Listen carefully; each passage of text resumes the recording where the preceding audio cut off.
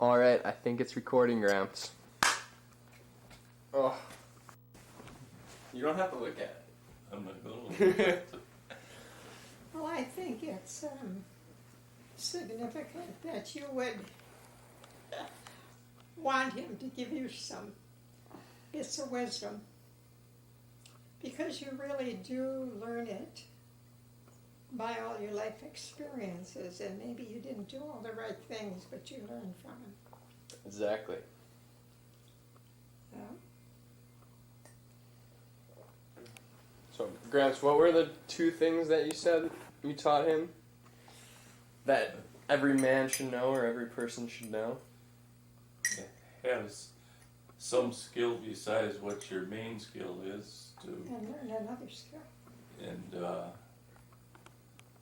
that you actually can always have some way of making a living, because everybody has to make a living.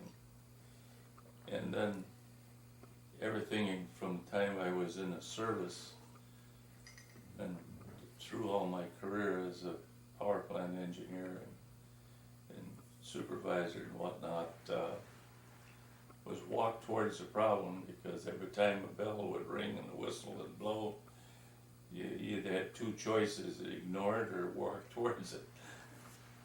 So this is what I try to get people to do, is that everybody has problems, and they'll never get solved unless you actively work towards it. But I found while I was in the service this work too. Somebody asked me one time, well, how did you survive?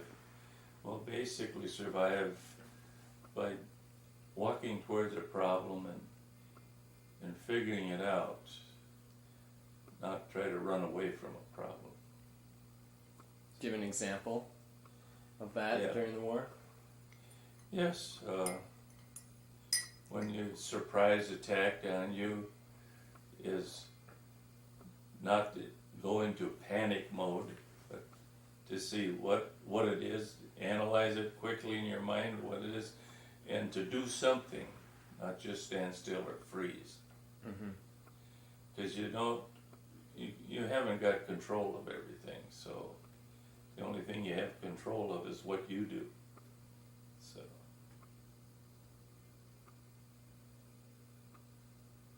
then another thing, as far as is, if you treat people like in a tank crew, if you treat them like you wanted to be treated in life, you find that the response from them is going to be something that saves your life when you're in the service.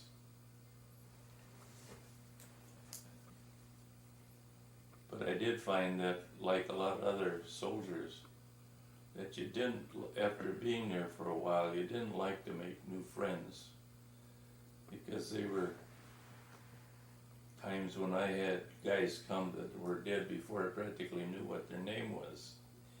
And I find that watching some of the war movies and that this is something that kept coming up, like in the Band of Brothers or in these things. The guys didn't like to cotton up to new recruits coming in. Because it hurt so much to Yeah, lose them. it bothered them so much when they got killed, so. How many people were in your tank crew? 4. And I just happened the other day to look up what type of tank it was, an M24 Chaffee, they called it. Really? And it had twin Cadillac engines in it and run off a Hydromatic way back then. And I had a 76 rifle in there, which is different from Cannon. Its muzzle velocity was the same as for a 50 caliber machine gun, 2,900 feet per second. So basically something a half a mile away would be hit in 1 second. So if you had something moving down a road, you figured the range on it, and you set so much ahead of that moving object. By the time that 1 second went by, it converged on the target. See? How much training did you have before you went over? Lots of training. Lots. Over a year. So you, when did you go overseas? 44. And my first job when I got over there was clearing minefields because our tanks weren't there yet. Mm-hmm. And I had on my Army classification number, I had been to demolition school, and mine school, and chemical warfare school. So those are the things in training that I had. And then I used to go back and teach map reading and things of this nature. And so that when I got over there, then they have that on their list. So they say, who do we have available for this? Mm-hmm. That's payback time. What was that like, clearing out the fields? Terrible. You formed a line and all you had was a bayonet just to stick in the ground like that as you went along and hit these things. Well, if you hit wrong with the bayonet and you hit the swivel on there that set the mine off, well, the only thing good about it is your head was right over it. So, but you stretch the guys out in a line, and every once in a while somebody hit something and up they go, you know. Any close calls? Did you find one? Whoa, I found them, sure. You just never saw Lots them. of times when we, rather than lose a tank, it's harder to get a tank back over there than it is to get a guy. Mm-hmm. So we used to sometimes go out at night, and where we determined that we were going to go through and check for minefields first. And there's other ways of checking for it, is using primer cord, they call it, and you roll it out like that there and then set it off. That'll set the mines off. And then some of the tanks had flailers, you'd call them, that were chains like this here, that they set this boom out ahead and beat the ground ahead. Mm-hmm. There were all kinds of things figured out as you went along. What country did you go into first? France. France? Then the other thing I remembered about it I didn't like is that when we got to Paris, we're close to Paris, they pulled us off the road and left the Free French go through to say that they liberated Paris. And then they just pushed us out, chasing the Germans. Interesting. So there's politics in war too. So, you were in France clearing the minefields, and then your tank came? Yeah. And then what was your next mission as soon as you got your tank? Well, we went with Patton. The things I remember, some things I don't, but we ran out of fuel, that we were going fast enough that the supply lines weren't keeping up with us. And it was around Metz, France, that I can remember that we had to stop in order for the supply lines to catch up with us. And then another thing entered that Mounty, the British general, he got the supplies for Market Garden, which was a failure entirely and killed off a lot of people. And that way, there was always this fighting between Patton and Montgomery. So that was the general part of it, you know. Mm-hmm. And then there was Winston Churchill and our boy there that always determining who was going to get the supplies or who was going to get the certain project. But that wasn't at our level. We didn't know. All we knew is how it affected us. Mm-hmm. So were you held up a lot? But Yeah, we were held up there. And I remember once we were we were the first outfit to go into Germany and take the town of Trier, Really, what's Trier? the town. Okay. Off on, I don't know if it was on the Moselle, I think it was.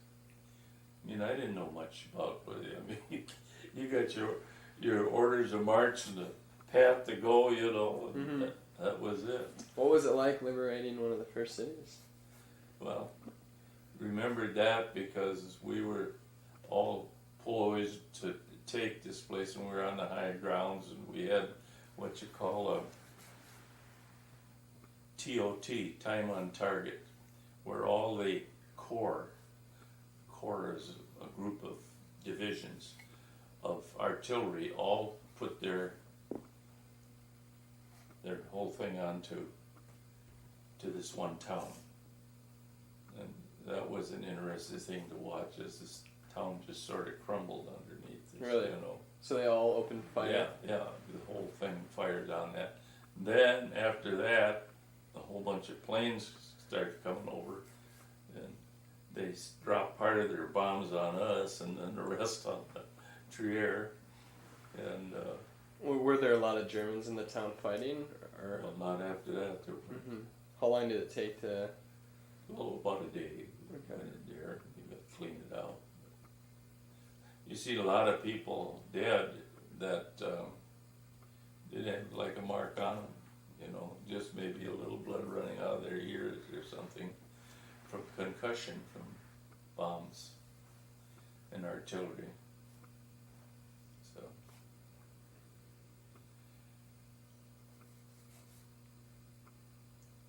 Then I had different jobs. I had jobs like pointing for a combat command. What's that? That was the lead tank down the road. And that gets you highly nervous after 2 or 3 days. And then that they would, no, how I can't remember the name we used, but they take you off your regular duty and put you with a combat command or something, because we were recon. You didn't stay with your own outfit all the time. Okay. So were you still with Patton? Or Yeah, with Patton. But then lots of times when they got stalemated like that, you did that kind of jobs, probing, trying to get through different places. And then there was one thing they called a reconnaissance screen. You would go out and run across a certain area to draw attention to yourself, as if, or feinting like in football, you know, that you were going to go that way. Well, some other outfit was going around the other way. So you would draw fire in on you, yeah, so that somebody else could get across without. So you had to do that? What was that like? Well, you lost a lot of people, you know. Uh-huh. So that's called a counter screen. And then I did things of holding, go as far as you can and hold the ground. What do you mean by that? Did you go out with your tank like, and? Yeah, you take a section of your tanks and you go up, like one place was hold the high ground to cover a bridge that we had to hold, and to clear the bridge of any explosives so that it didn't get blown up. Hit it fast enough that they didn't have time to blow it, you know. And there was one night when we went and got the high, just like the old, you've seen the old cavalry shows where they go and make a circle of the wagons. Well, we made a circle of the tanks, you know, set up. And then during the night, one my tank guy said to me, "Did you hear somebody talking German?" He said, "Yeah, I thought I heard it too." Then in the morning here, the Germans were dug in inside of our perimeter, and they were too scared to come out. What'd you do with them? Well, they're prisoners, you know. Uh-huh. But that's sometimes how fast things go. One time I picked up a guy at a railroad station waiting to go back to the Russian front. So I got that far into Germany, picked him up, took him back. Even had a chance for him to wave at his wife and family as we let out of town. And you took him back to prisoners camp? Yeah, prison camp, and interrogate him about how things were going on the Russian front. Uh-huh. That was some of the jobs, was to get captured prisoners and take them back. And what'd you do when you captured them? I remember you telling a story about you took all their guns and Yeah. you This ran. one time, I could have got the Medal of Honor probably, because that's what they gave to some other people, is captured a whole column of Germans coming up a road, and a officer leading in a jeep in Mhm. front, you know. And he was honking his horn for me to get out of the way, because our tank, that M24, looked like a German tank. Uh-huh. And then he said, "Was, America?" Yeah, so I told him, throw all your munitions and that down on the road here, and get a couple white flags put up and go back the way you came, because he'll pick you up. I must have been at least 100 guys in that column. Mm-hmm. Did you run over the guns? Oh, ran over all the rifles and that, you know, with the tanks. So, but that wasn't a planned thing, that's just the way it happened. Uh-huh. So, then we've got times that I got shot at with a P-51 Mustang, because he thought it was a German tank, and I was so far in Germany that he couldn't, you know, I didn't blame him for it. He just thought, geez, here's a good way to get rid of my ammunition. Was anyone else with you, or were you just the only tank up there? No, usually we ran in a section of 3. Okay. Tell Josh about when you were in the haystack. Oh, yeah, but I don't know where that was. That was after that was in November, because it was after Thanksgiving when I wrote that letter home. Thanksgiving, I was down in Obertunsdorf, I can remember the name of it, and it was like a general store, and it had a big stone building, and I went up to the top floor and looked out there with the binoculars to Untertunsdorf, which was on the other side. There's some character over there was looking at me through his field glasses, you know, and it wasn't long before that come in the 80 millimeter mortars on top, and we all went down in the basement, Wow. and they just keep dropping those in on us, and Was it just you and your 3 tanks? yeah. And you're in this town? Yeah. We were supposed to outpost it, hold it, you know. Uh-huh. So what happened? Did they just keep firing? Well, we took our tanks and shelled back at them. And What was that like? no, Just panicky and... no, not really. I mean, But now the one I'm talking about is when you were out there in the moonlight. yeah, And one you time I went out on a patrol at night. You know, people used to think the armored force that you were just riding around a tank, you know. Well, Mm-hmm. at nighttime you did some patrol work on foot, and because like I said, it was cheaper to get people than it was Yeah. tanks. Mm-hmm. And How many people were out on foot with you that night? I don't remember exactly, but I think there was about 8 of us. Okay. But you got So- left, you were alone, and At the end of it, yeah, but I went out in this field, we had a cross, and there was trees and stuff over on the other side, and we were out like in a regular formation. You don't want people all together, you know. And got about halfway across that field, and I heard this click, and I knew that was what we call a star thing that opens up, you know. Okay. And the thing they try to teach you, and it's a big difference between taught and what actually happens, to freeze. Well, to think of standing out there, but you look like you're naked standing out there in the field. I mean, you can't imagine that, and somebody not seeing you, you know. Well, I did what I was supposed to. I just stood perfectly still and didn't move. And these guys panicked, start running, and they all got killed. When that thing went out, then I did my running and I ran towards that place. Toward the haystack.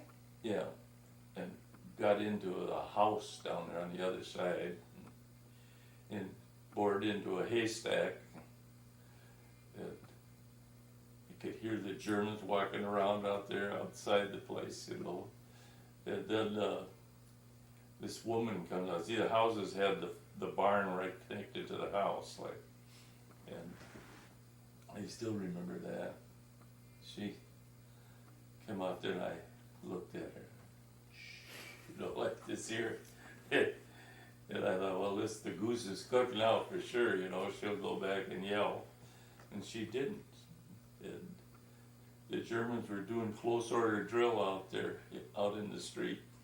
This little town like it. So she had me come in and fed me and told me about her boys that were in the Africa Corps and that she hadn't heard from them. And she said, I hope if they ever end up in the same position you're in, that somebody will help them. And that's all she said. Was this the next day? Did you sleep in the haystack then? No. Next night I tried to sneak back to ours, and that was more dangerous than anything else, you know, because the password had been changed. What do you mean? What, back to where? Back to our lines. Or in order to get into your line, you had to have a password? Yeah. And what'd you say? Like I had one person come down the road when I had the machine gun on him, and the guy was yelling, "Hey, me Polski, me Polski." I said, "Me American."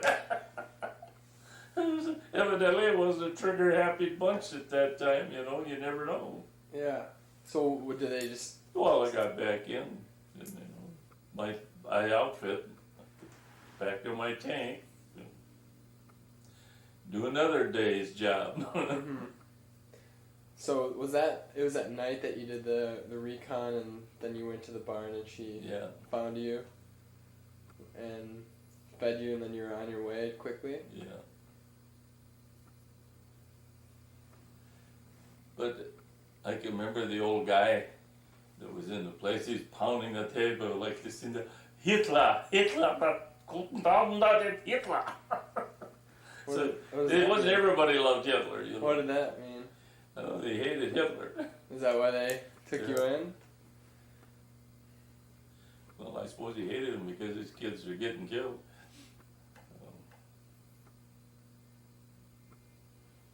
Yeah, what other was there things? There's always something happening.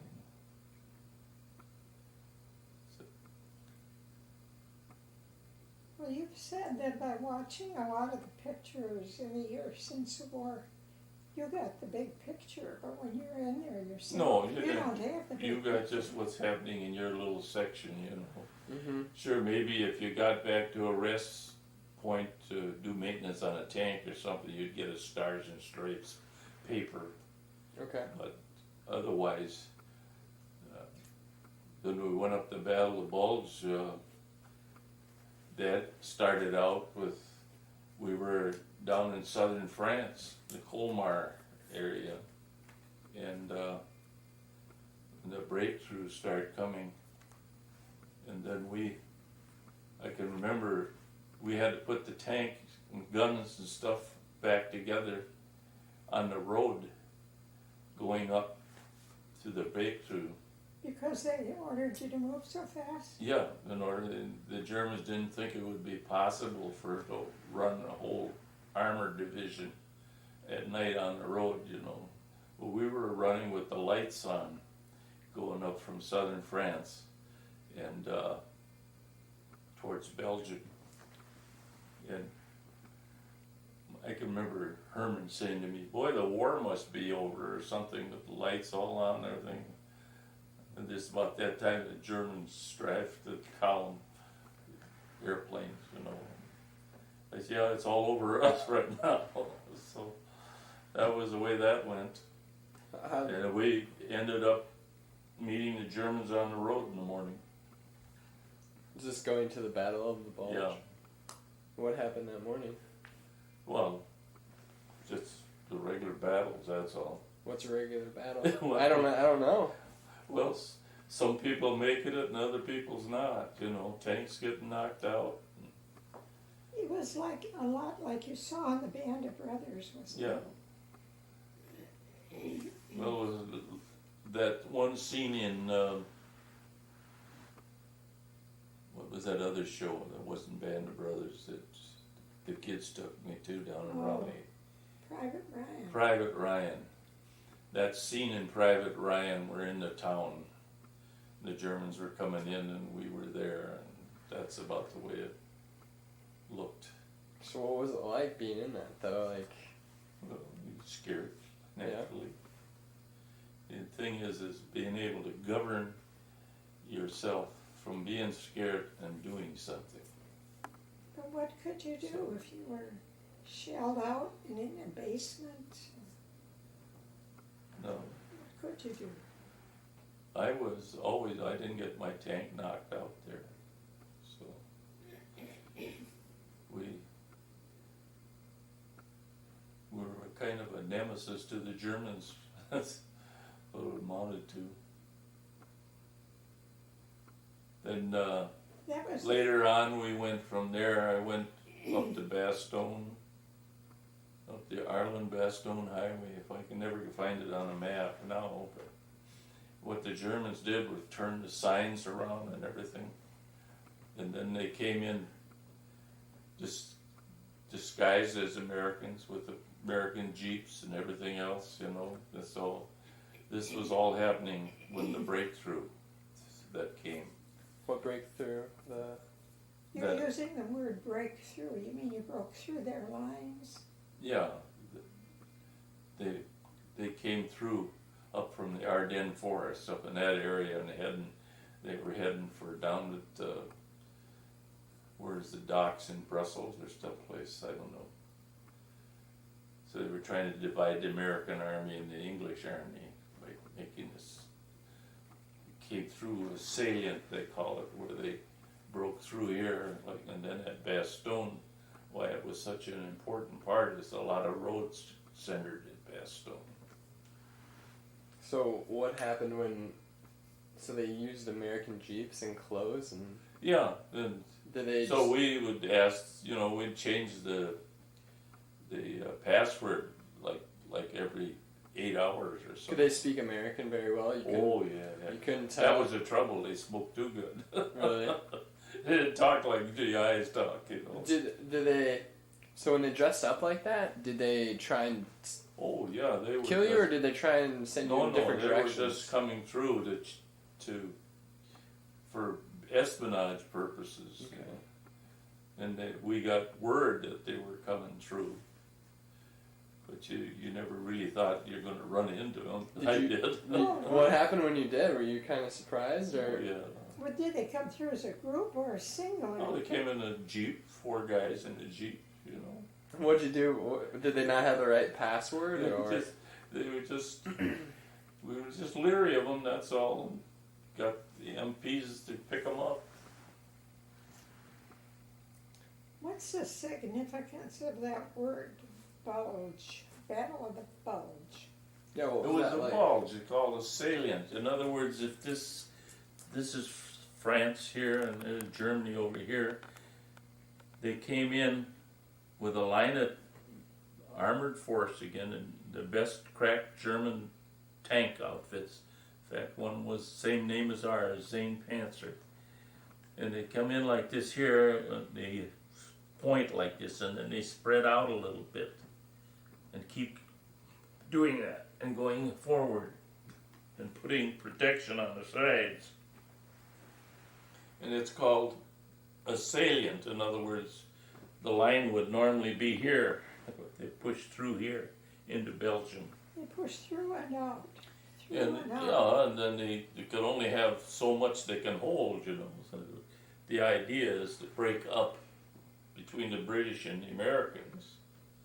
And it was terrible weather. I mean, it was snowing, cold, cloudy. And there wasn't any air support.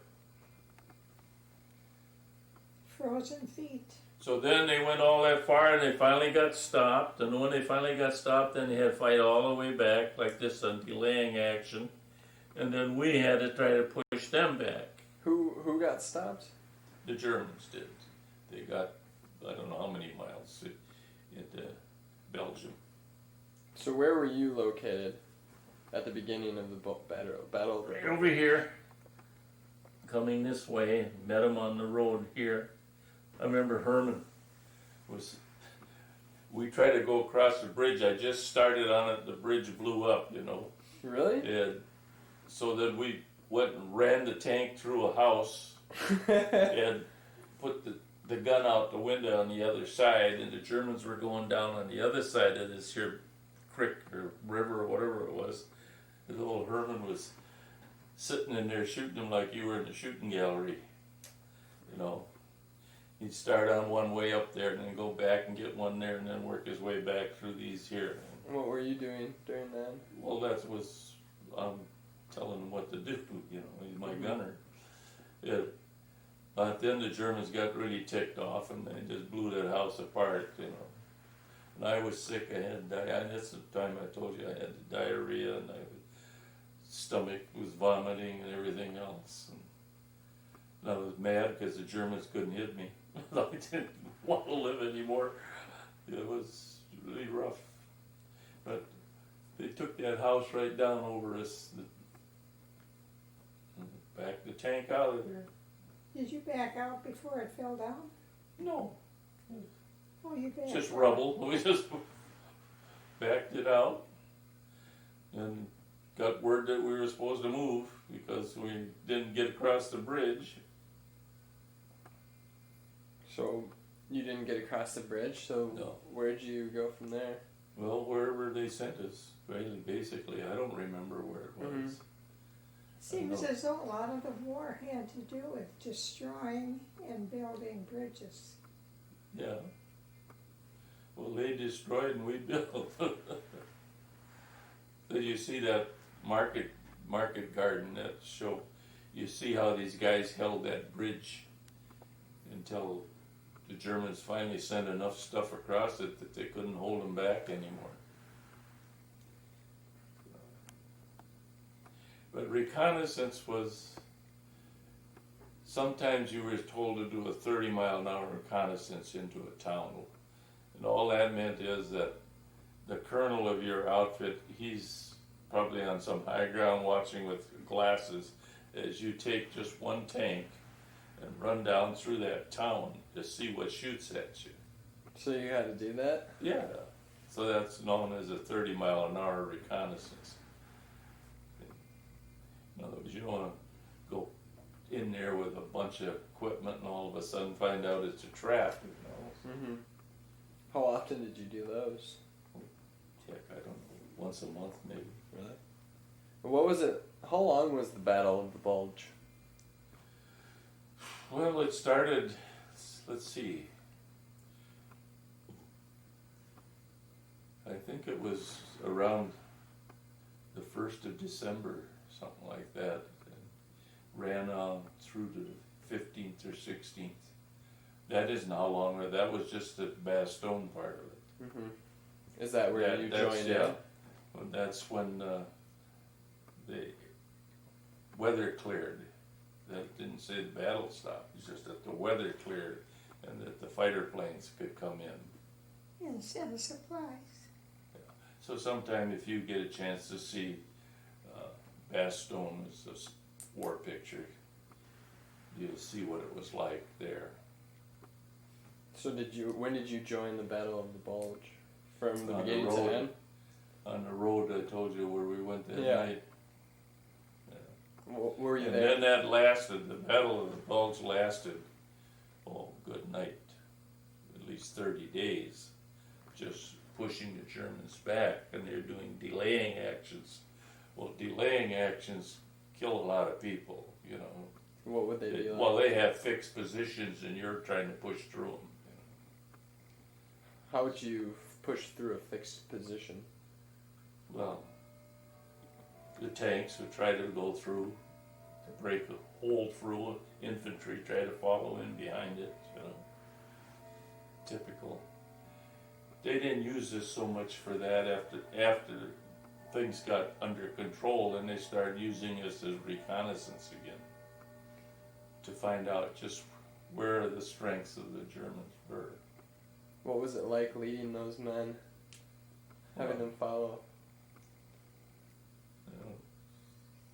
You always hope it's the other guy and not you. That's about the way it goes, you know. You don't have real control over something. You have control over reacting to something, but you don't have control of where that guy has been watching you for 5 minutes and ready to get you, you know. So. It's painfully slow progress at times.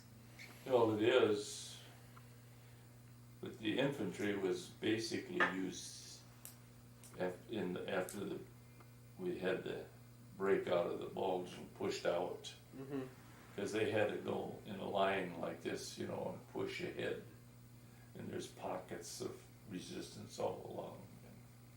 Were you there the whole time, the whole battle? What was it like after winning the battle? To me, it all seemed the same. There was 'Cause another battle. Just another battle, another day. We used to call them missions. You just kept getting another mission, another mission.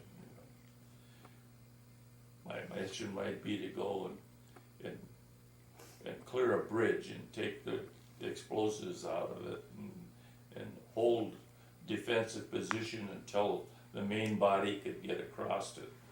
A main body, what we talk about, is a combat command. It's a group of tank battalions, and infantry battalions, and things like that. And then, like I said before, I got put with them on, I had a name for it once, but you're taken off your regular duty and put with one of these other outfits. You said that in the Air Force you would fly so many missions and then you'd get sent Yeah, home. the Air Force would get, you know, they did 25 missions and they got to go home. But they didn't give But you in our outfit, you got a mission every day and you never get to go home.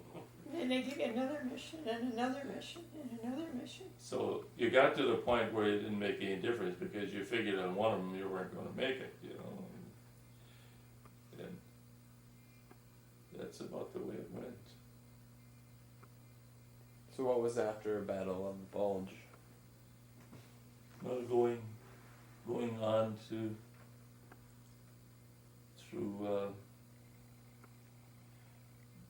Germany up to the Rhine River, and then finding bridges to get across the Rhine, or putting up engineering bridges, floating bridges to get across.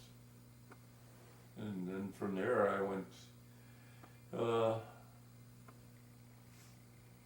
started heading south on the other side, down through Munich in that area, and down towards the German Alps, and they call that the redoubt area, where the Germans were going to dig in for their last thing, but it didn't work out that way because we went fast enough. They couldn't get their stuff down there. And then I ended up, after that, getting German scientists, because they were all collecting down in that area to get away from the Russians. So I would have a deal to go out on a patrol and stop at his town and see the burgomaster and ask him whether there were any German scientists. And oh no, there's none here at all. And I'd say, well, tell you what, tomorrow I'm coming through this general area again, and tell them the Russians will be down here in about a week. That's what did it. When they came out? Oh yeah, they didn't do anything to do with the Russians. So were you kind of in charge of your group of men then? Yeah. Your 3 tanks and... Yeah. In fact, they wanted me to get a battlefield commission. I didn't want anything to do with it. because then I'd be going to Japan, and I had all the war I wanted, and didn't want to go to Japan. Mm-hmm. What's a battlefield commission mean? Well, make you a lieutenant. My lieutenant got hit just a little bit after we got over. I can still, he had his top of his head blown off, and brains were sticking out there, and I put sulfa on him and put a compress on top and got him back to an aid station. And sometime later I got a letter from him telling me he had a silver plate in his head, thanking me for getting him back. He was a school teacher before he went into service. What you've told me that you thought there were things from your childhood that you had learned that made you a survivor in the war. Risk taking. When I was a kid, I did a lot of climbing walls that you shouldn't have done, you know, and jumping on freight trains I shouldn't have done, and stuff like this here. But when I was a kid, we braided ropes out of old rags and tied them to the bottom of the high bridge, right where you entered. I took Mother over there the other day to show her where it was. And then the freight trains that come up this way, up that hill, they usually had 2 steam engines on the front and 1 on the back to push them up over the hill. But they were going just slow enough for us to swing out on the ropes and drop on top of the freight cars. How old are you? Oh, I don't know, 12, something like that there. Then we used to have BB gun wars. I told him not to tell these stories to his grandkids because Well, I'll they wait till I would get want old him enough to know better. So where was this, in St. Paul? Down by the high bridge, excuse me. Where's the high bridge? It's as you're going west from downtown. It's on Smith Avenue. I live down in that area, Smith and West 7th Street. So I took Mother on her anniversary day. Instead of going any place, I took her to all the houses that I lived in when I was a kid. I can remember back to 5 years old, and took her there at my great-grandmother's house. And I lived there when I was and it's started still kindergarten, there. and it's still there. What's the address? On Goodrich Avenue on 7th. Down by the river. And he would move sometimes every couple of months. I lived in the same house all my life. And his dad didn't buy, and if the rent was cheaper, he'd move to another house. I could always remember that if the rent was $15 in the house we were in, and he could find one for $12, we'd move. So my brother and I used to move with a coaster wagon. Put everything on the wagon, haul it to the next, because it usually was within 2 or 3 blocks. We call that the Badlands where I lived when I was a kid. Mm-hmm. And there's Banfield Alley. I took her down there. That's close to the High Bridge, and showed her where I lived there when I just started high school. And then we went on there to the first houses we built. And We looked at all the trees that we had planted in the different places where we had lived.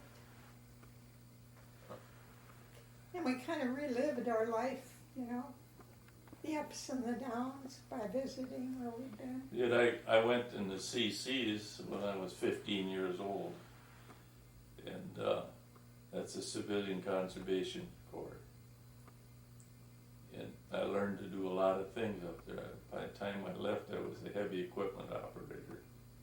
I ran a rock crusher and crew, and learned what it was to take a beating from somebody that was older than you. But like my brother used to say, you know, he got his supper, but I got my lunch. So. What do you think it was about you that put you in such leadership roles growing up and in the Army? Well, just somebody offered you a job, take it. That's what all, you know. Do you think it was part of your work ethic? Yeah, a work ethic, but you know, that's something you'll learn. Like I can remember in the CCs, I was just like any other kid, you know, I started goofing off. And all of a sudden there was an axe right over my head in the tree. And this kid was, not a kid, he was an older guy. He was what we called a 45 up in the CCs. He was a leader. And he says, I want you to know I didn't miss. In other words, he put that axe right where he wanted it. And that's all he did all day long was running the cruise, throwing a cruiser axe. And he said, now get to work. So what kind of work did you do up in the CC? Oh, cleaning up in the forest, planting trees. Then I ended up, I ran a road grader and a cat and a rock crusher and ran some road jobs of driving gravel trucks.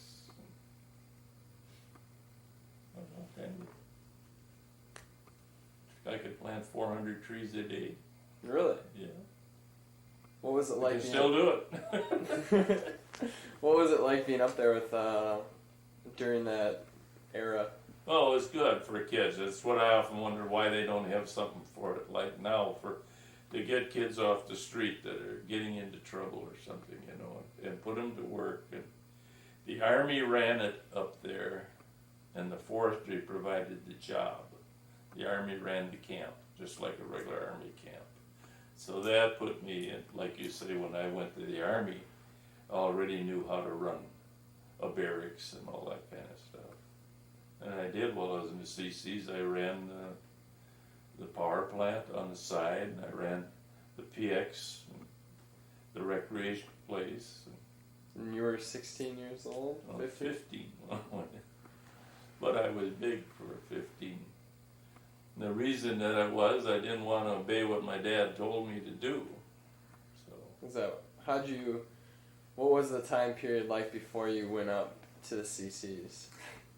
Not so good. No, I used to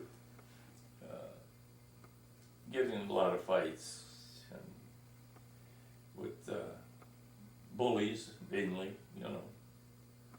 And so the principal of the school, he had a room about this size that had mats on all sides and on the floor.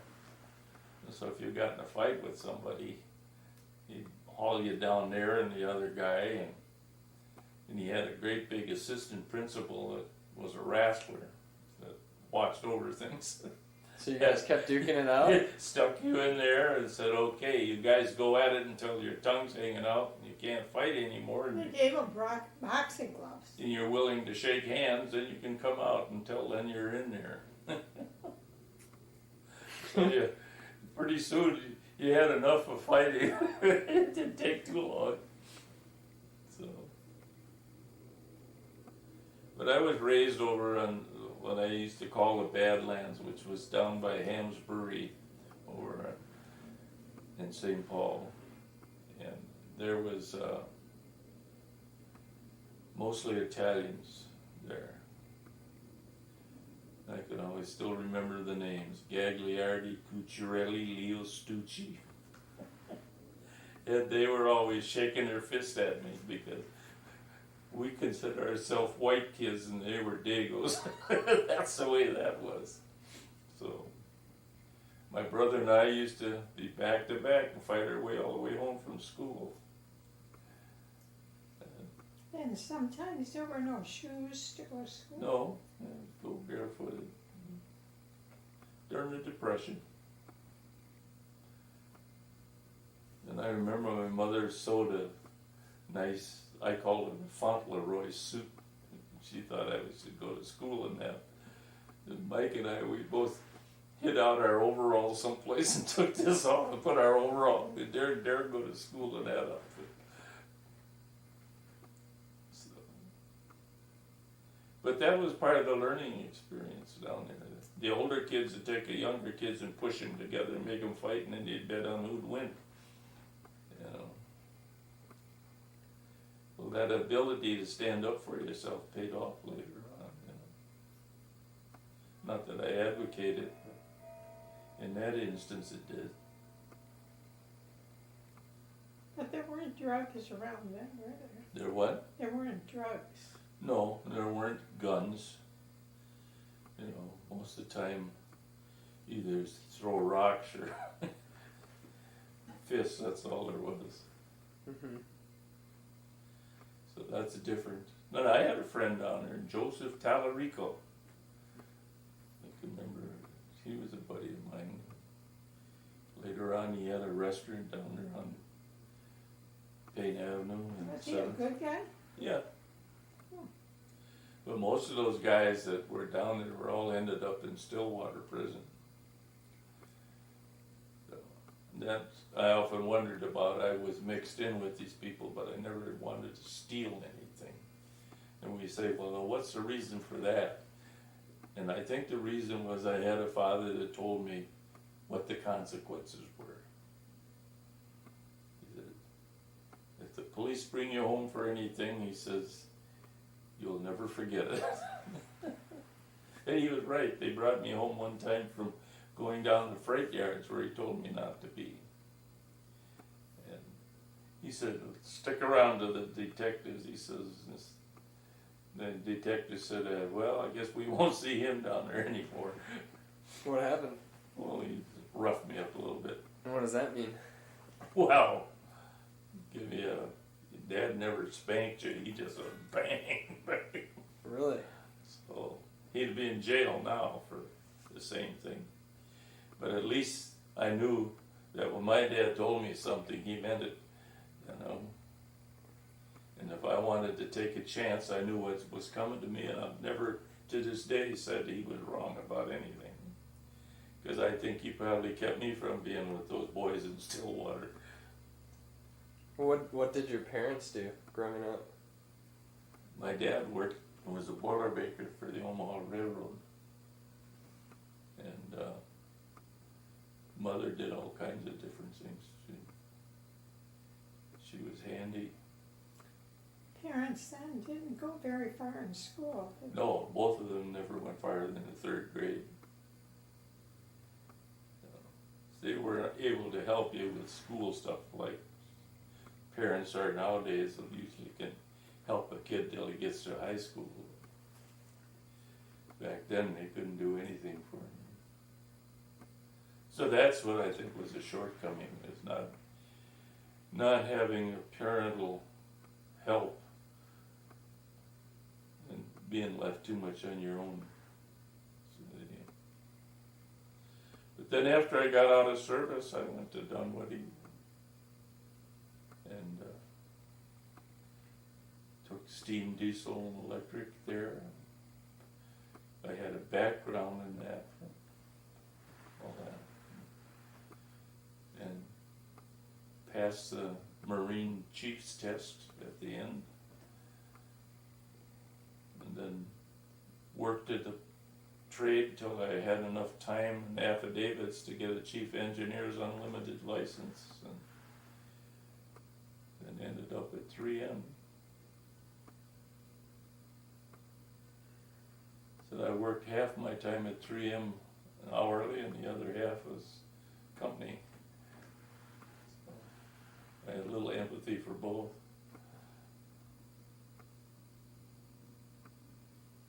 You skipped part of a chapter there when you came back from the seas. You lived with the Hanks. Yeah. One of the kids brought him home from school and said he needed a home. And this is after? Yeah. And that's where he lived.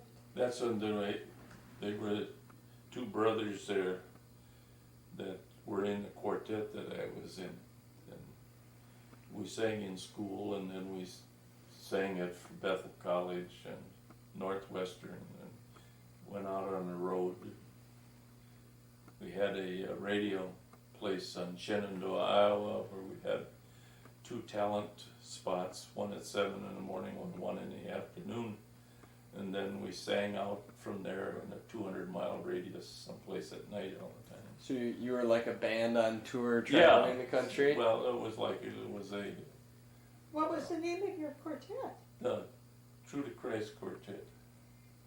What is was. So this was after. Churches would have us come. We had brochures that we sent out to churches. And this is after the war. Yeah. No. This is Before. before the war. He was in the Seas, and then he went back to finish high school. So how long were you in the CC for? A couple of years. A couple of years. But Then I went back to high school, and I was the big kingfish then. You know, he had grown up. I ran the classes and helped the teachers. And this one music teacher I had, that's what the best score I got in high school. I had AA for 4 years in music. And she was crying one day when I was in class, and I used to call her Rosie. And she was a nice old lady. Old, I probably was 50 maybe. So I told her, why don't you just go to the teacher's lounge and I'll take your class for you.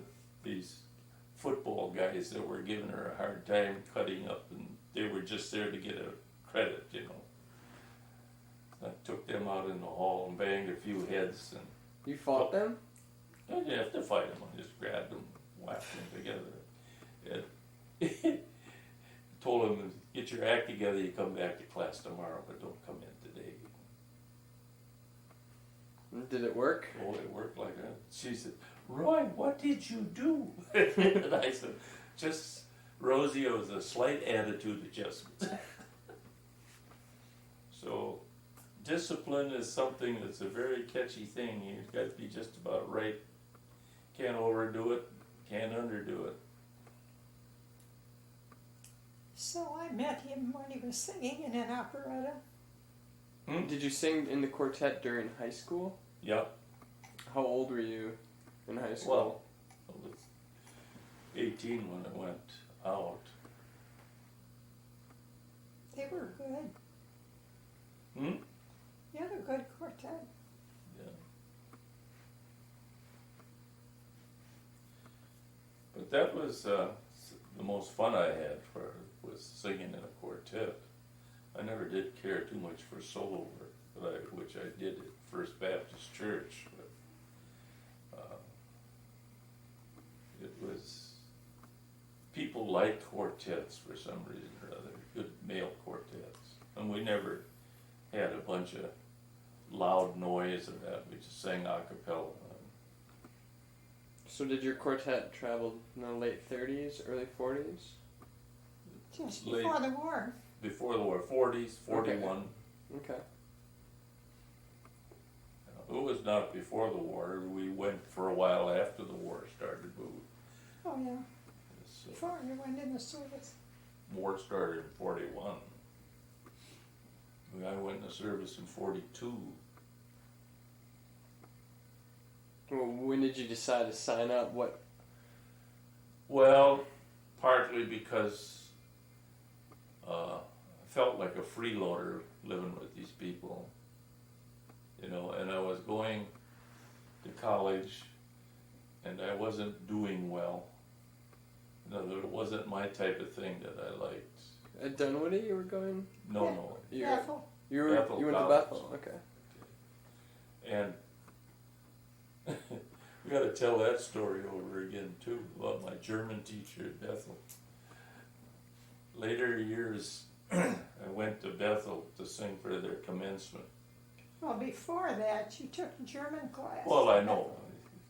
I took German from her, and while I was in the quartet, the quartet, we were singing someplace every Sunday night and whatnot. And Monday morning, I was back in class, you know. And of course, I'd go in the back of the room and slouch down like this here. She'd be writing up there in front. Herr, gehen Sie das Westward and schreiben Sie die auf. Go to the blackboard and write your lesson. And then all the girls would laugh. You know. So anyway, later on, I was asked, because it was a friend of Mother's, or she played organ at a church where he was directing choir, and he was head of Bethel's music program. Asked if I would sing something classical for commencement instead of just playing you saying, if with all your hearts, And, truly seek me. So I come back, and who's sitting at the same table at the guest table I'm sitting at is my old German teacher. Really? She says, well, sure glad you learned how to sing. I got even with her. I said, well, Miss Nelson, you never taught it right. Oh, she got real indignant, you know. Hold on, she's your music teacher and your German teacher? No, she was the German German teacher. teacher. And I said, over in Germany, I had no problem with my German. I said, I'd ask somebody a Kohl or Kartoffel or Fleisch, and they'd say, Nick versteht me right away. They didn't understand. And I said, I put a 45 in their face, and I said, man, you understand how good they could understand things. So.